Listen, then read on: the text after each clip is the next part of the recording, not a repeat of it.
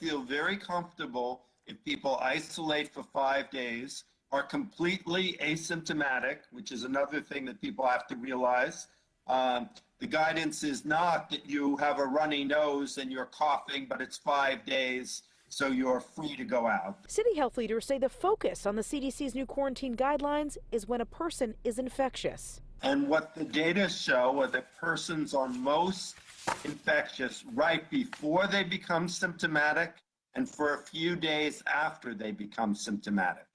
And then by later on in the course, they are not anymore highly transmissible. Now, if you have COVID but are asymptomatic, you now only have to quarantine for 5 days. Mask up for the following 5 days.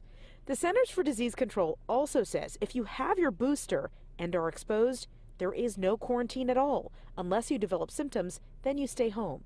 The new rules are welcomed by restaurants across the city. Even before Omicron hit New York City, restaurants were operating short-staffed. So now, with this giant spike in cases, so many people were calling out. Many restaurants actually had to temporarily shut because they didn't have staff. So reducing from 10 days to 5 days is certainly going to help more businesses stay open. New York City Hospitality Alliance head Andrew Ridgie says testing kits is what businesses need to keep their doors open. One thing that we could do is help get a lot of these tests directly to restaurants, because workers don't have hours and hours to wait on lines, and then it's really problematic if they're going to have to wait for days to get those results.